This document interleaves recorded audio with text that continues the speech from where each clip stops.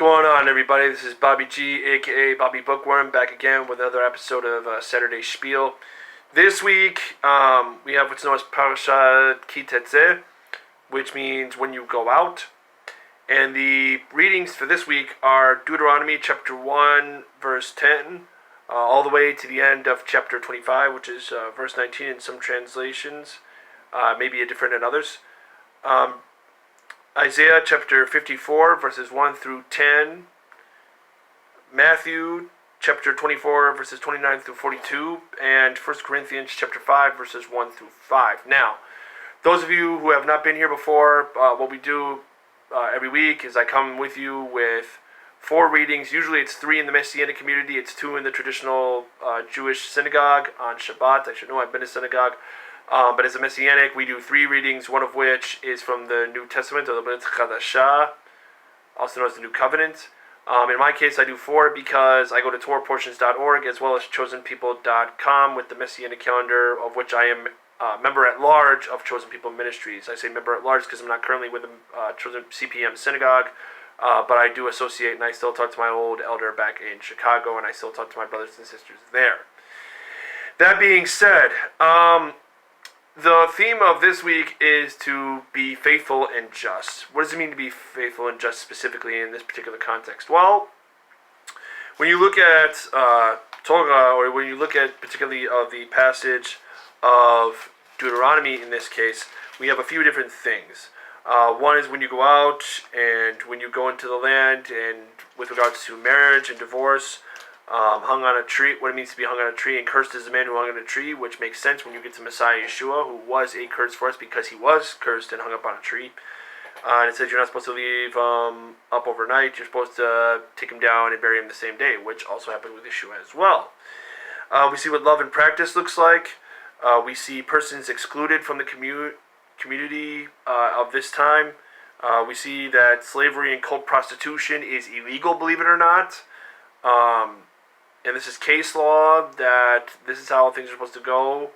And a lot of people say, oh, Testament is full of slavery and all of that. For the Israelites, yes, but that's not what God wanted. That's why we see that in chapter 23, verses 10, or verses 16, through 19. And talks about that that's not okay. Okay? We also have usury and vows, and with regards to usury, they're not to charge usury, which is just a fancy way of saying interest. You're not supposed to charge interest for anybody in your country among the Israelites. A stranger or other countries, you can charge interest, you can charge usury, fine, but not at home. With other nations, yes, but at home, no. Which is a message to the big bad banks, by the way. Marriage and divorce, like I said, there's also that. Preserving life and property. And relief for the poor, which, by the way, relief for the poor, this is not about social justice, but this is, you're supposed to look out, but relief for the poor in the Old Testament is very different compared to what social justice warriors think of, because in their case of relief for the poor, we're talking about when you go through your field, you're not supposed to go through it a second time. Anything that you didn't pick up or anything you didn't harvest, that's supposed to be left, and then the poor, the widow, the orphan, and so on, are to come get it themselves. Right? So it's a meeting in the middle kind of thing, right? You're supposed to do justice in court, and you're supposed to do right. And in this case, the court was the city elders, unless it was a difficult case, in which case you brought it to the Levite and the priest in your gates, or to the judge at that particular time, and later on became the king and his leaders, right? And also you're supposed to block out the memory of Amalek. Why? Because Amalek did not meet Israel with kindness on the road, but did them dirty, right? And you'll find that out as you go through Torah. In Isaiah, you have, this time, Israel and Judah are not completely gone. However, Isaiah is preaching against them because they're doing a lot of nasty stuff. Now, in the case of Isaiah, he lived during kings like Uzziah, Josiah, Hezekiah, and so on. To give a little bit of the context of Isaiah's time. And that your husband is your maker, and that, the Lord is comparing Israel to an unfaithful wife, and that he's been a husband for a while. We were not cool, but I'm going to have mercy on you in spite of the fact that you were doing wrong against me.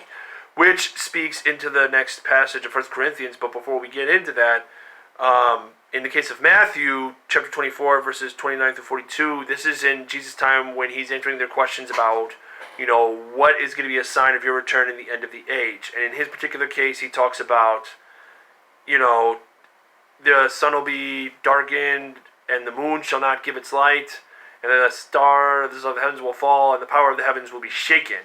He's telling everybody to keep aware because you don't know when he's going to come back. I want to reiterate this. We do not know when Yeshua, Jesus, is going to come back.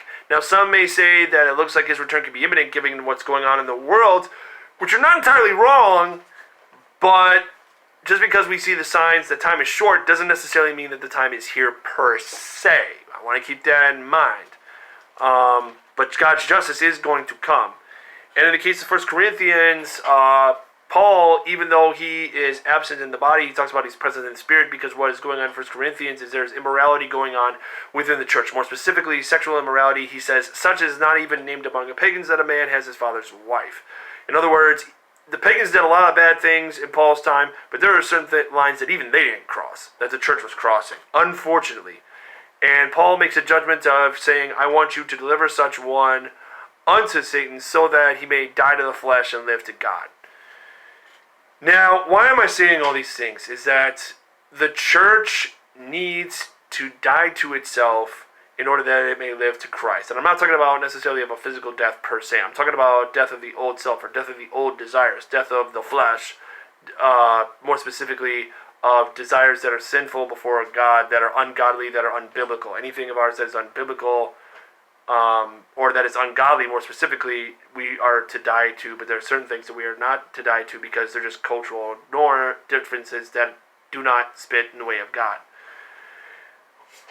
These are what I'm saying, is to be faithful and be waiting for God's justice and to do right by God until God returns. It's not just about waiting for the sky to crack open and for Jesus to come back with his double-edged sword, okay?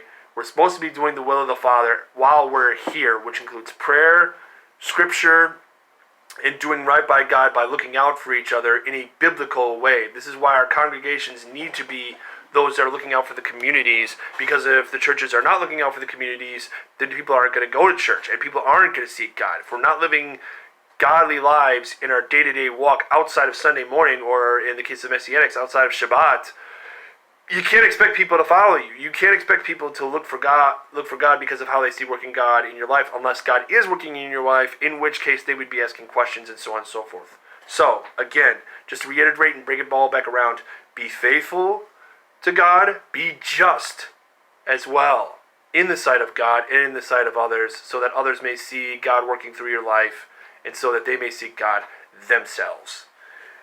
My name is Bobby Bookworm. This is my Saturday Shpiel. Lord willing, I'll see y'all next week. Shalom Aleichem.